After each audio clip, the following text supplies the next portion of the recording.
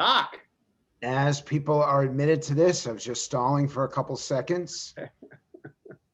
Jon Karl, you have a distinction that has only happened, and there have been, what, maybe 50 books about Donald Trump. But your paperback version just did something that only one other book that Donald Trump has done. Why don't you tell people as they jump into this what you've been able to achieve? Of all those Trump books, there have only been two that have hit the bestseller list in both hardcover and paperback. Mine is the second. The first was Woodward, Fear. That's a pretty major achievement. And you also did what on Barnes & Noble? We hit #1 last week overall on Barnes & Noble for the paperback. Again, it's unusual that the paperbacks bounce like that. But Frank, as you know, I didn't just put out the paperback version.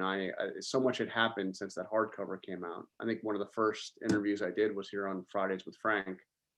And my book came out the first time, the hardcover came out just as every bookstore in the country had shut down because of the pandemic. So I had all of the events of last year. So I told my editor, I was like, look, can you give me extra space in the paperback? And I used everything they would give me. And I've got a very packed afterword, and also an author's note that I put in right at the beginning of the book that I wrote literally on January 7th, because we were going to press, and I did one of those stop the presses. I have some things to write about. So the book, I am working on another book, but this book does cover the full 4 years of Trump. So tell me, of all the things that you learned from election night until the 7th of January, what's the one thing that stands out to you that people who will watch this will go, oh my God, I didn't know that.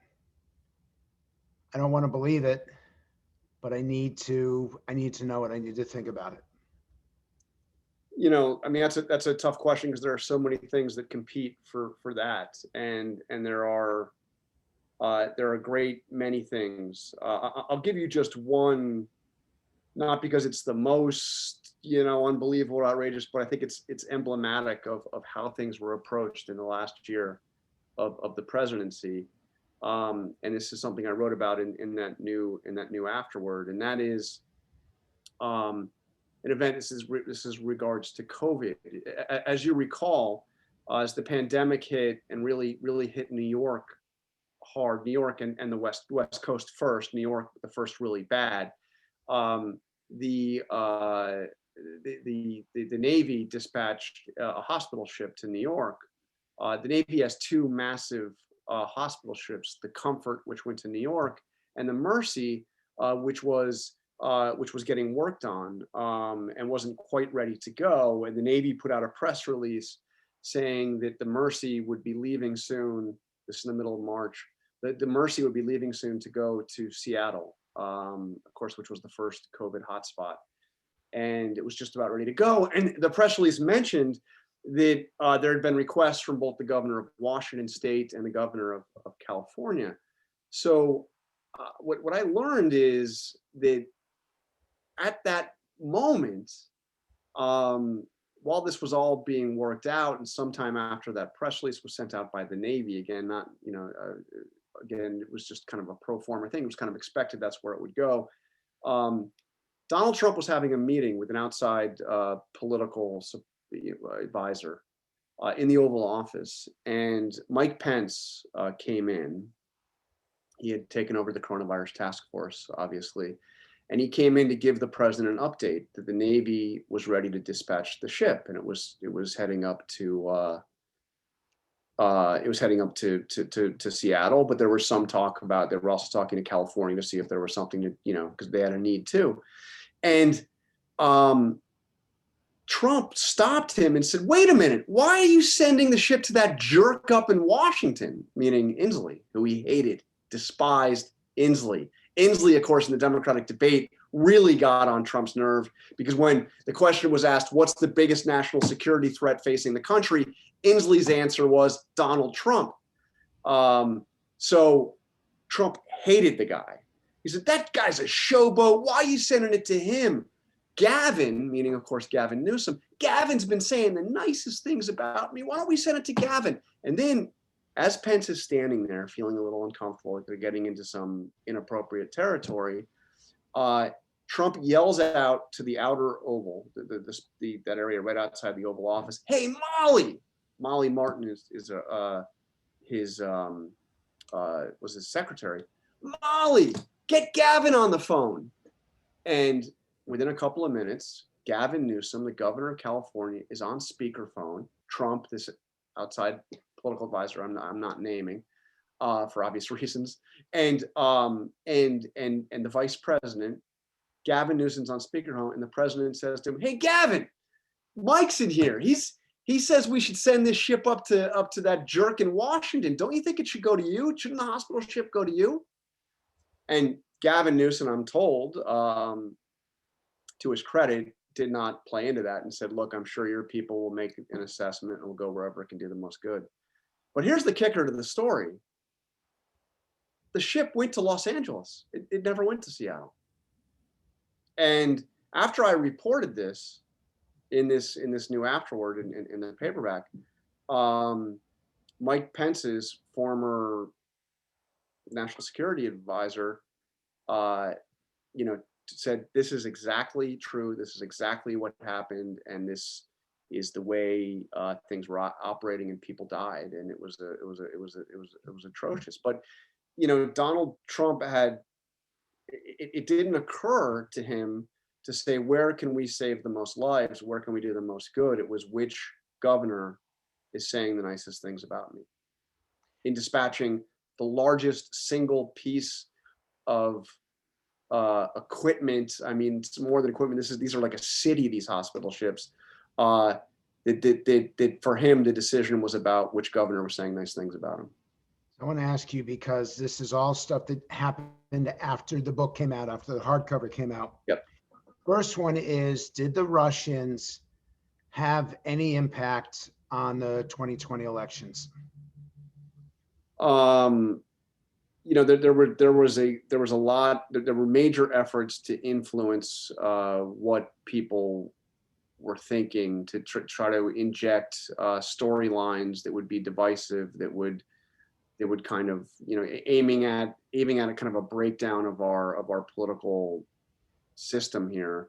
Very different from 2016, where you had the hacking of the DNC emails and the hacking of Podesta's emails. There's no evidence that anything like that happened. There was no voting systems compromised, anything like that.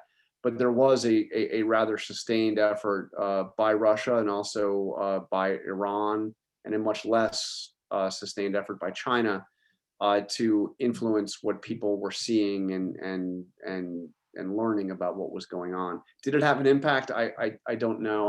I'm not convinced it ended up having that much of an impact in the end, but there was definitely a rather sustained effort, a disinformation effort by the Russians. So you mentioned China there. Did China have, or are they having right now, they've got people in our country. Since your book came out, there's been some exposés of people who they send here either as students or academics, or that they pay off people who are in academia to deliver them information. Is China having a undue impact on our economy, on our government? It is now the number one foreign policy issue. Should it be? I think so. And the answer to the first part of your question is, I don't think we know the full extent. I mean, look at how long it took for us to discover the solar winds hack, and we didn't discover it on our own. That was obviously Russia, but the Chinese have vastly more resources. They're playing a much longer game. And I don't think we can grasp the full extent of what they're doing. I mean, the question that I'm now, hearing people ask is, what do we do when China sets up, totally, this is overt, sets up a major naval base in our hemisphere, which people think is going to happen. What's our reaction, and how do we deal with that? But China, if you look at just the overt stuff, the Chinese military spending and hardware on their efforts to develop a blue water navy, it's this has been a decades long effort, very sustained, very deliberate, to challenge the United States for for supremacy. So you can't not think that they're not doing it in cyberspace and in that kind of battle over hearts and minds. Try to undermine the strength of our democracy. I have the ability to ask you these questions because you're the best informed person that I know in Washington. Doesn't matter what the topic is, that you have dealt with it, and I respect that, and I have treasured our quarter of a century friendship. And when I'm watching you interview Trump, and I am going to go back to that because, and I promised people that I would raise the question about Joe Biden, because I do think that there's a difference in how the press treated Trump and how they treat Biden. Mhm. But your book comes out and you're there in the front row, and it justifies the title of your book.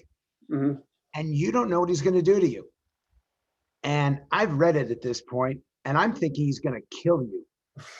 What is it like to know that every human being is watching that confrontation and having no idea whether he's going to beat you down as he did right around that time? Many times, several times, yeah. There were several times when it was ugly. Yeah. I don't want to be easy on you. What's it like to have the president of the United States, honestly, just shitting all over you on national television, live, where his microphone is louder than yours? They can turn off your microphone if they want to, and you can't respond. It's strange, Frank. One thing that I talk about in the book is that I first met Trump in 1994. So I have a very long standing relationship with him.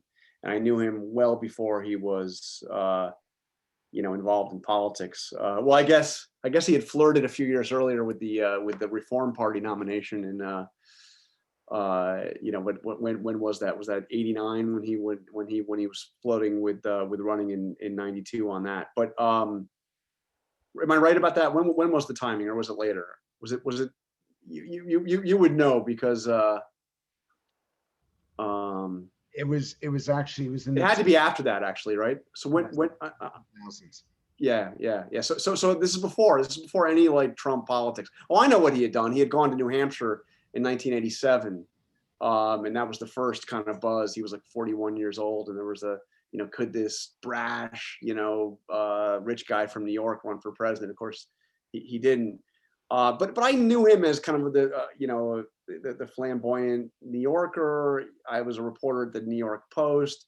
He was a source for me back then on some rather entertaining stories. Nothing of great magnitude, but John, you're there. I'm I watching. know. What I'm saying is that because I had this long, I had been around him for so long, it somehow took some of the sting out of it. Because you're right, especially in the last year, there were a number of times in the White House briefing room, he was holding briefings 7 days a week, and particularly in March and April, when all of us didn't know what was going to happen with this pandemic, when people were worried for their livelihoods and their lives. And we didn't know when it was going to end, how it was going to end, how we should behave, what the government was doing about it. Everybody was watching these things. So it's not just that it's the president. And he scheduled these things for usually at 6 o'clock in the evening, which is, so he wanted to have like a maximum audience. And and I knew that this was the most important story of my life, I believed. And I also knew that to a degree I was at risk in being there. I mean, I was also the president of the White House Correspondents Association. We were worried about trying to find a way to protect the health of the press corps, given that the White House was a potential hot zone. Little did we know how much of a hot zone, but it was a hot zone. And so we radically limited the number of people who could be there, so we'd have some semblance of social distancing in the briefing room. But you know, my family was very worried about me going into that White House, and I was very worried about me coming out of that White House and going, you know, back to my family. It wasn't like I was just. John, you're in the front row. I know. So all of that is contributing to a level of seriousness and a level of not being intimidated by the guy. I'd known him and I knew how fucking, excuse my language, I knew how serious this was. So when he goes after me, there was one particular. What was that word you just used? I didn't use any, I didn't know what you're talking about. So you know, at one point, it was actually a Fox News reporter asked him about an inspector general report out of the HHS about what a disaster the testing was, and they went around to healthcare, you know, hospitals and healthcare providers, and found out that nobody was able to get tests, and she asked you know, a question, and Trump like just, you know, dismissed her and said, "Who's the inspector general? What's his name?" And she didn't have the name. It didn't really matter who I mean, it didn't matter, but she didn't have the name. And so, oh, okay, and dismissed her. So I'm like over there and I'm saying, I know the name. So I raised my hand. I said, the name is, and I gave her name. It wasn't him. It was, and oh, really? And when was she appointed? And I said, during your administration, sir. I mean, by you. I mean, and he said, all right, and he grumbled, and then a little bit later, I give him a clarification. Now he comes back because it's still going through his head, and he says, okay, but when did she originally get hired, you know, by the federal government? And I said, well, she originally came in under the Obama administration. He goes, oh, Obama! Oh, you didn't tell me that, John. And then he calls me a third-rate reporter and says I should be ashamed of myself. And you know, I mean, it is a little bit screwy to be like, and he's really unloading on me with it. But here's the kicker: is the press conference went on for over an hour. That was towards the beginning. He came back and called on me again for another question as if nothing had happened. So I always knew with Trump that he would go after me, sometimes in the most personal and horrific ways, but I'd see him the next time and it would be like everything was just fine. And I think I had a relationship with him because I felt he was the president of the United States. I'd known him for a long time. He was the president, whatever anybody wants to think of him. He was elected. People would say, why is the press giving him legitimacy? It's like, I didn't give him legitimacy. The Electoral College did that. So I treated him with respect, and I think he knew that. So even when he got mad at me, you know, it usually didn't last, but it happened a lot during that period. So you weren't insulted when he called you a third-rate reporter? No, I was determined that the story cannot be about me. And I had seen, frankly, other reporters who had gotten their backs up over the previous, you know, 3.5 years, and made it very personal, you know, the equivalent of how dare you call me that. It's like, he could call me a fourth-rate reporter. Don't call me a fifth-rate reporter, but whatever. He could, you know, but it's not, why the hell does it matter? I thought it reflected, you know, maybe more on him than on me. But it was funny. There were various times I would get the text messages I would get in that room from people, you know, very high level in Republican politics, kind of like, yeah, I can't believe he just did that, or like, you know, kind of almost laughing about it or horrified by it. But Yeah, it just came with the territory. The toughest moment, Frank, and I wrote about this in the new version of the book. The toughest moment in that room came when the Bob Woodward story came out. Do you remember Woodward had tape of Trump on February 7th? This is well before, the 15 days to stop the spread and all that stuff. Of Trump telling Woodward that that this was really deadly. This was a lot less than the flu, a lot worse than the flu, and you get it just by breathing. And then Trump had gone out and said that it was just like the flu, or it's not really bad. It's all going to go away. What's the big deal? So this was a situation where it really got to me because he had said a lot of that stuff to me in those earlier briefings. Woodward's book came out in September. So it's much after the fact. But we're learning about the fact that he was not only saying things that were untrue, he knew that they were untrue because he had told the truth to Woodward privately. And we knew that it was untrue. He was even telling Woodward why he had lied. So we knew he had lied. I had spent most of the previous 3.5 years trying to I had spent most of the previous 3.5 years avoiding the word lie and taking some criticism for that because I felt like that's a judgment call. I will say the president said something that was untrue. I'm not going to brand him a liar. I'm not into that. I'm going to, keep it straight. But this was a lie, no matter how you determine it, because he knew the truth and he explained his motivation. So I went in there in the briefing on the day that came out, the Woodward released those tapes, and he called on me first. And I said to him, and by the way, the briefing that day was announced late, so I had very little time to prepare. I got into the White House like 5 minutes before the briefing started, took my seat. He calls on me first, and I asked him, why did you lie to the American people? And why should we trust what you say now? And that was when he got angrier at me than he'd ever gotten before. And what did he say to you? Because I was watching. What did he say to you? He said that I was a disgrace to the ABC News television network. Again, I think he also said I should be ashamed of myself. I did not lie. I was just, it was really tough, but a disgrace and a few other things. But it was the way he said it and the way he looked at me. And he took 2 other very quick questions and the briefing ended abruptly.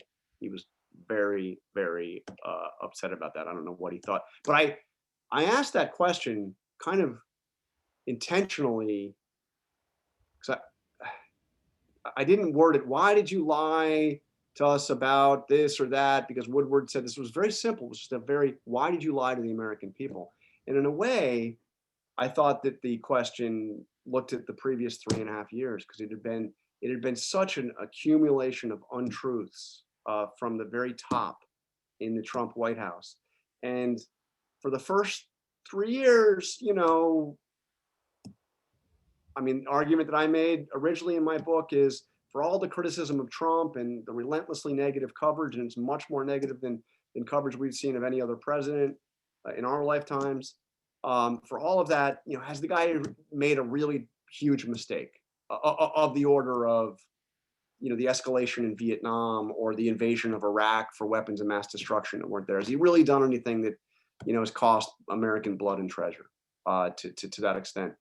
Well, the answer, I said, I kind of hedged. I said, well, he hasn't done a mistake like that, but he has basically conducted a war on truth, and he's helped create a world where people have, totally different sets of views on what reality is, and that's potentially more dangerous than than the mistakes of his predecessor. But it was an open, honest debate you could have, and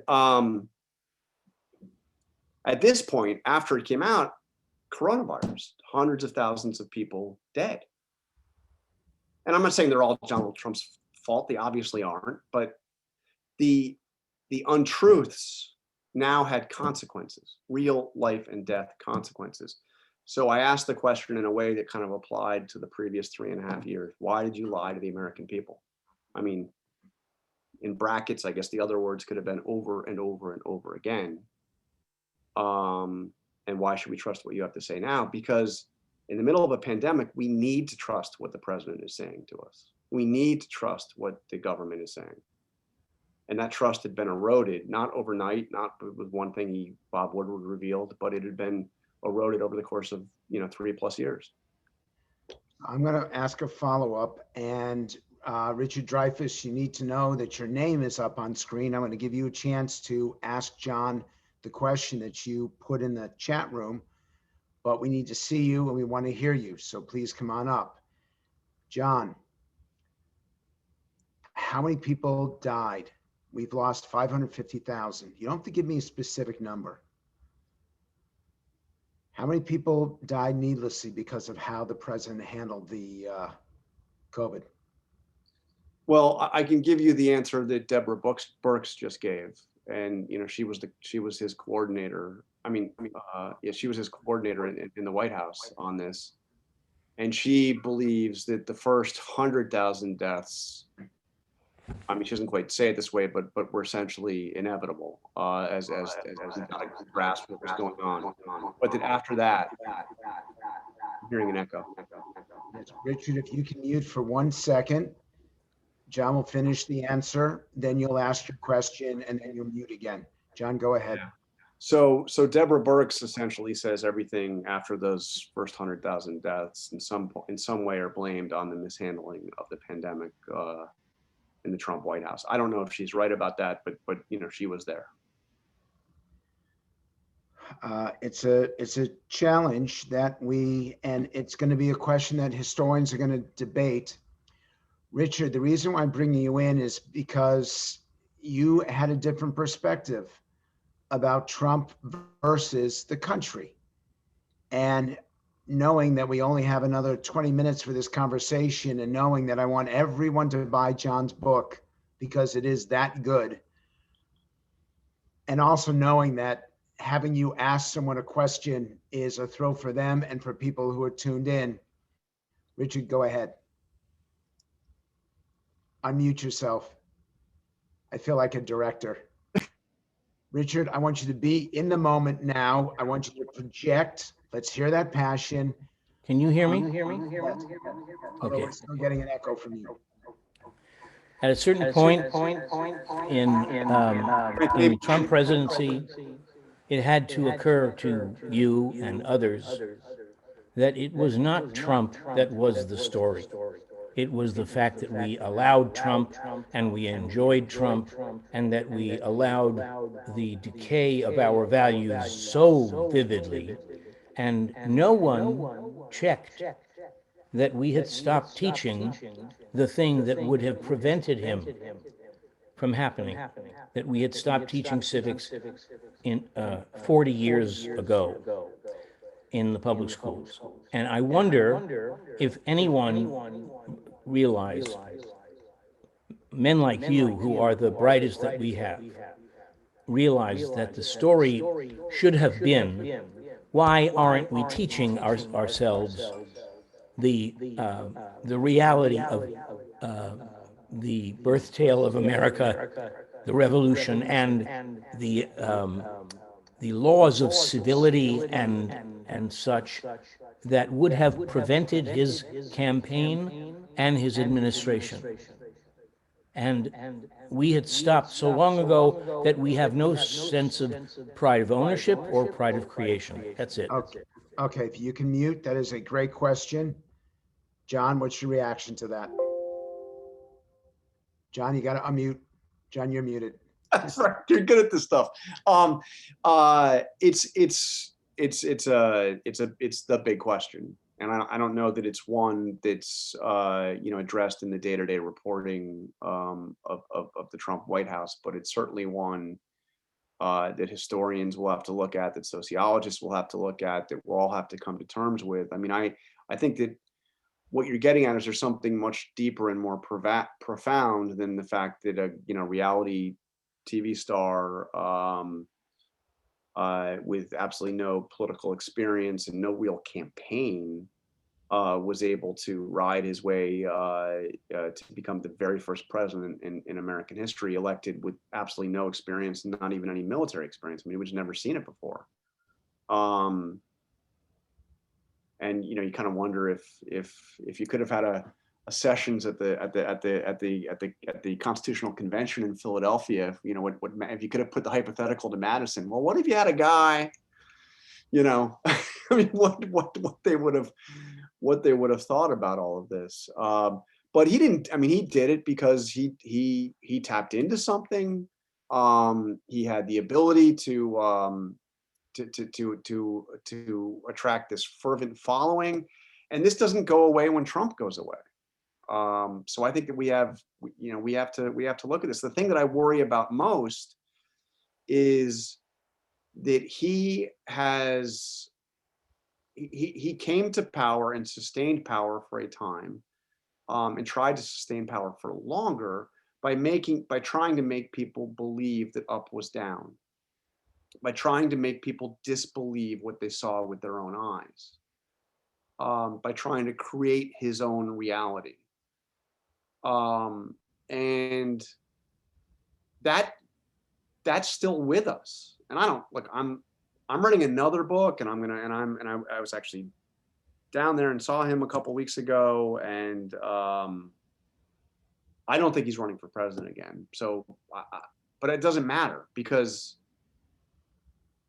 you now, I mean, and Frank will get mad at me for bringing up this quote because it's used so often, but Daniel Patrick Moynihan would say, you're entitled to your own opinion, but not to your own facts. And we truly do live in a society now where people believe that they are entitled to their own sets of facts.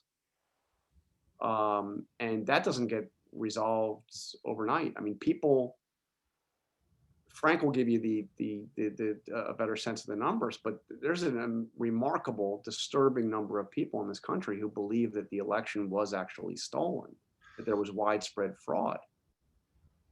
This is something that people actually believe, and not just a few people. Yeah, we'll give you the numbers. Among Trump voters, 73%, 3 out of 4, think that the election was stolen. 67% think that Donald Trump was duly elected president and is denied the ability to serve. 2/3 of the people who voted for Donald Trump. It is a disgrace. It is a disaster. Those numbers have come down somewhat since the election, as people have gotten used to it. But John, where do they get this information from? And I'm often asked this question, and as much as I want you to focus on the book, I know you have the ability to go far, far beyond it and the implications of it. How do we reestablish a sense? And Richard, we don't have time to teach people. We don't have time to go into civics, because that's a 3-year or 5-year or 10-year process.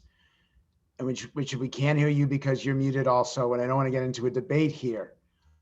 But what can we do right now at this moment to explain to people that simply don't get their news from anybody else but Donald Trump, that he did not win the election, that the election was not stolen, that the democracy in effect worked, that these states all had their challenges, and we should move on?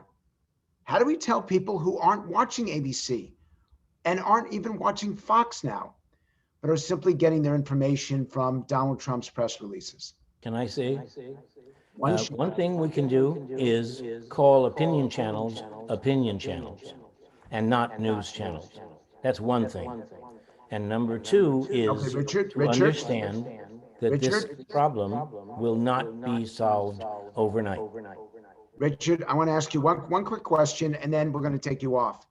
But I don't want anyone to think that I cut you off, so I'm just warning you. Is CNN an opinion channel? Yes.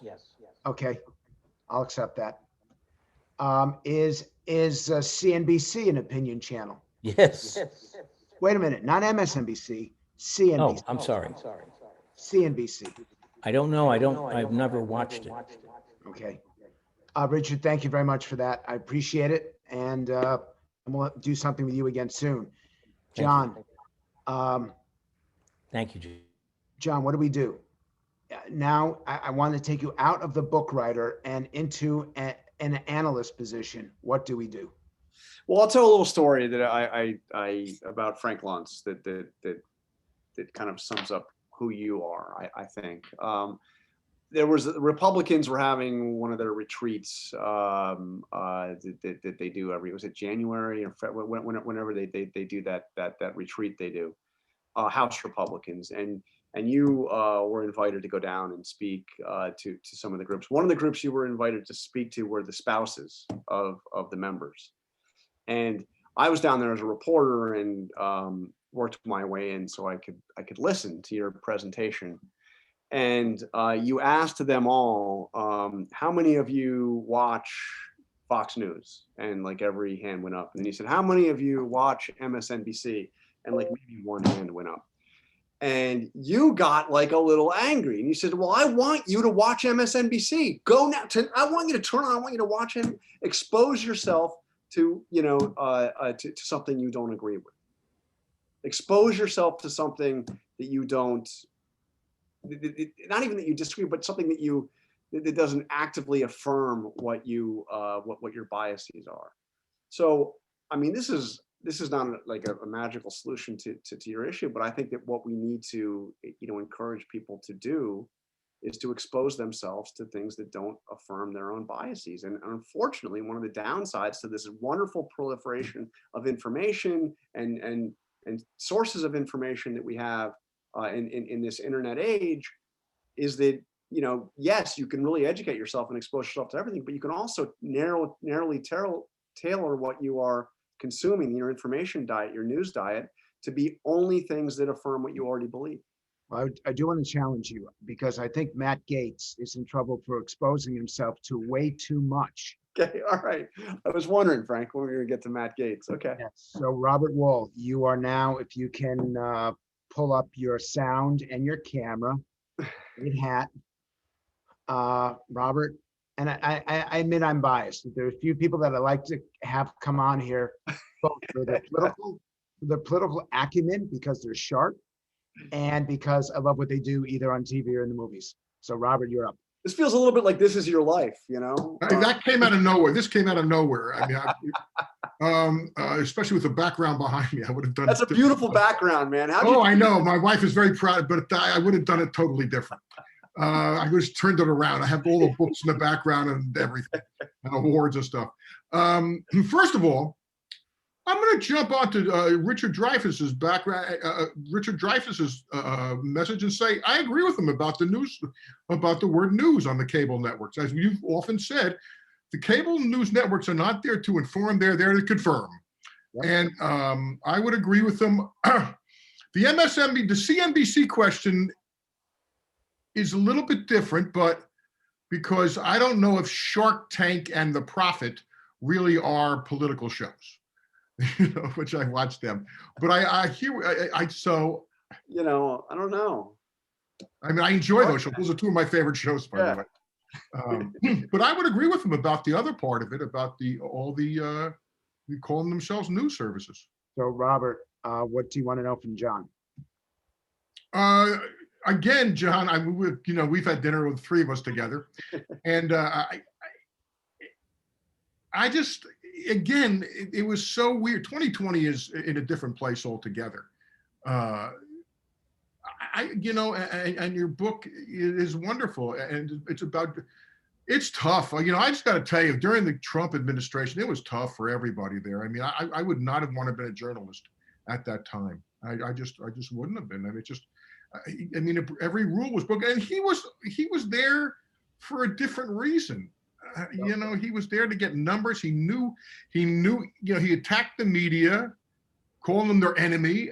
And then when people say, is the media different to Biden than Trump? It's absolutely, absolutely. But again, if the guy who was attacking you is calling you your enemy,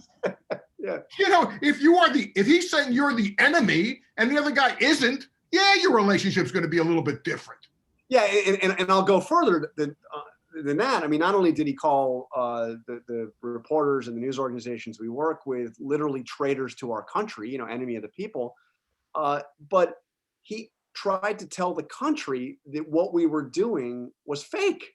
He tried to tell Yeah. the country that reporters make stuff up.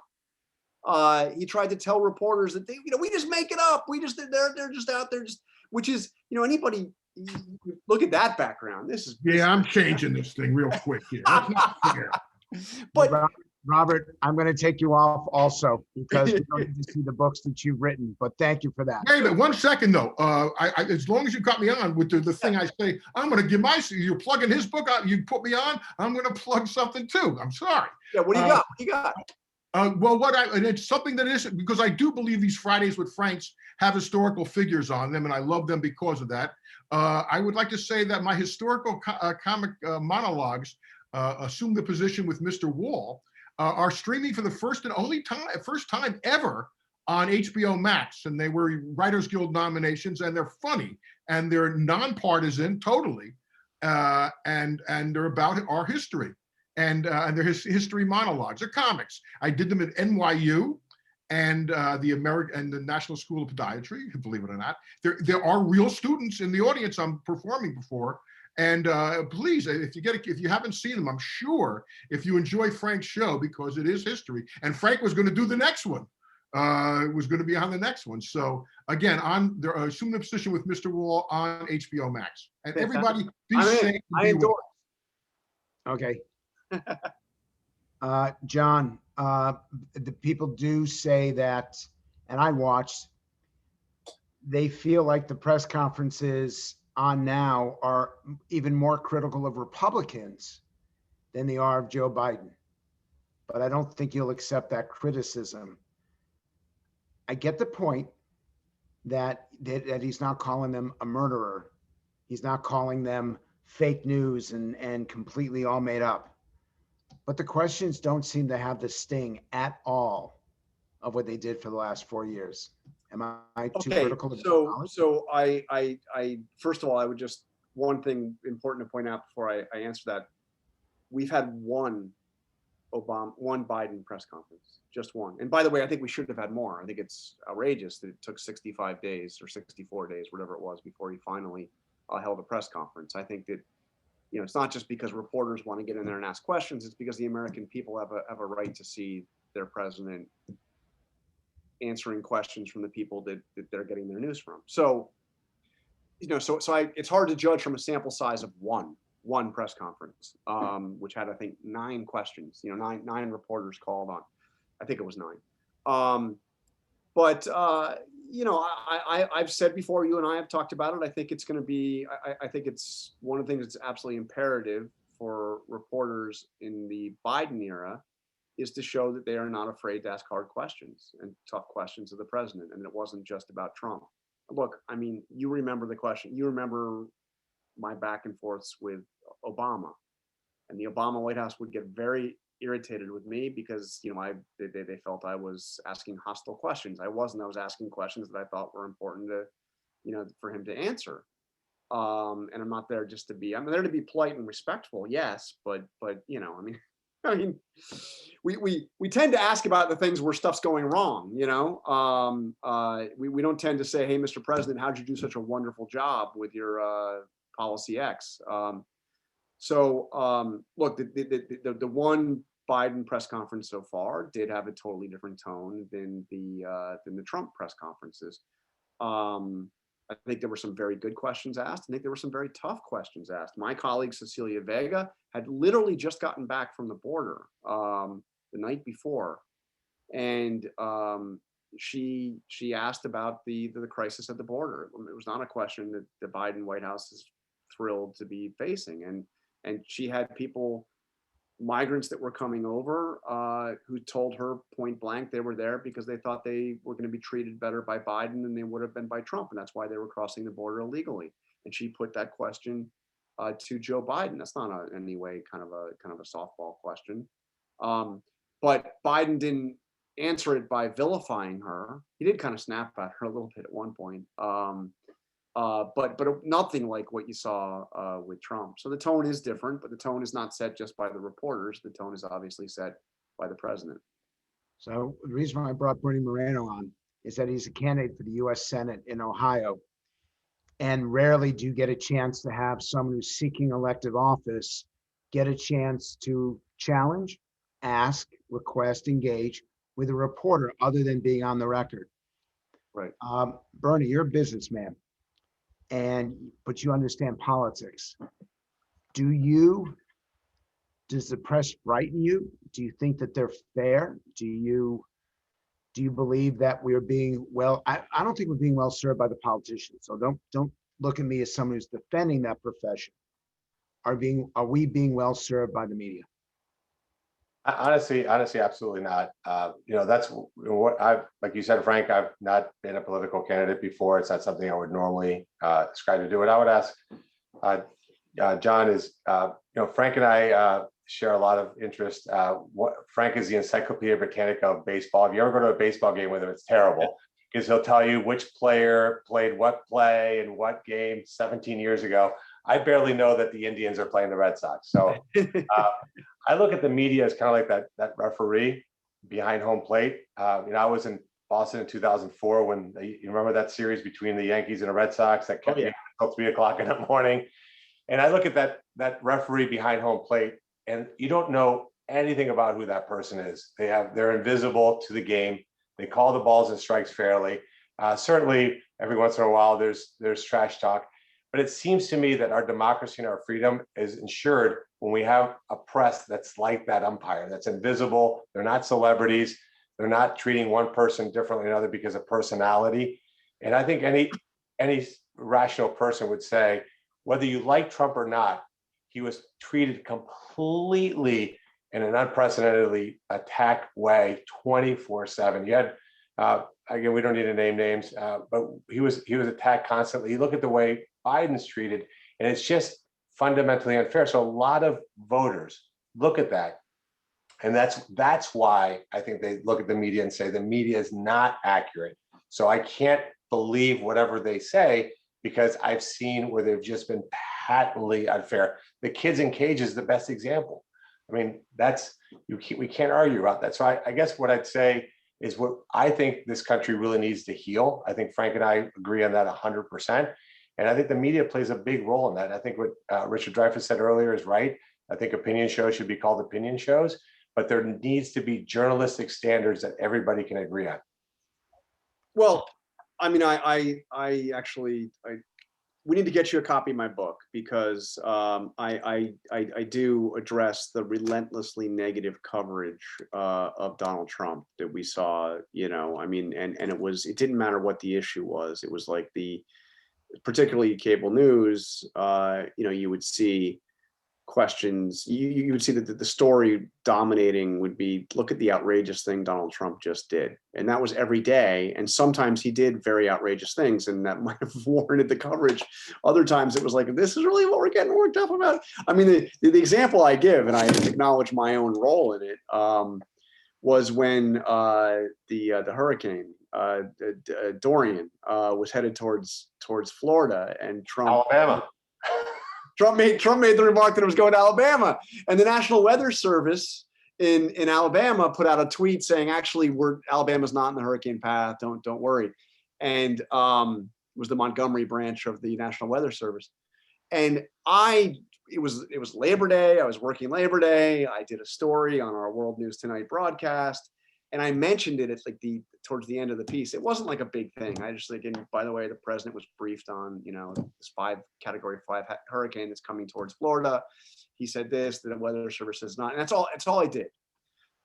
He got really mad at me about that report. He called me in and actually it's good to know he's watching even on Labor Day. I mean, he really did watch this stuff, but my God, that story dominated national news for a week. I didn't really do anything more on it after that. I mean, but the cables, it was like every single day. And of course, Trump fueled it because he actually loved that stuff. As long as he was the story and he was getting attacked and he could fight back, So he gets the Sharpie out on the FEMA map and he draws Alabama around the cone and all this stuff. But I mean, it was a relatively trivial story. I know some people got really hot and heavy. They go, oh my God, if we can't trust the Weather Service, what can we trust? But I mean, it wasn't that. So I think there's a point to that, but it's also true that he played into that and fueled that and gave a lot of ammunition to keep that negative coverage alive. So But Bernie, I do write about that in the book, and I do write about, even by name, some colleagues that I think went a little overboard. which is your reason why you got to go buy the book. So Bernie, buy the book. Thank you very much. John, I'm going to do a follow-up to that, and then we're going to do one more question, then we'll call it a day. You say Donald Trump watched everything. He denies watching on the 6th of January. Yeah, He said he was not watching. Is he lying? he was watching. You're sure of it? Yeah. Why is he allowed to get away with it then? I don't know if he is getting away with it. I mean, I think that's the biggest stain on his presidency. Is the question of what he was doing during those hours when the Capitol was under assault and he was saying nothing except for a tweet. Well, a couple tweets. There was one that said that his own vice president didn't have courage. A tweet that was sent literally a couple of minutes before he was evacuated from the Senate chamber. You know, I think that'll be talked about a lot. But yes, yes, he was watching television. He saw it. That's a wake-up call. Paul, who is a senior executive at my favorite school in America, Verbum Day, of Orange County of Watts, in LA, California. Paul, you're going to have the last question of the Jon Karl Front Row at the Trump Show, Fridays with Frank episode. Thank you, Frank. I truly appreciate it. And thank you, John. The one question that I had was, it's a little bit different. It's what's going on in Georgia, like in terms of the voting rights? What do you think should be happening for the individuals? How can we make a difference?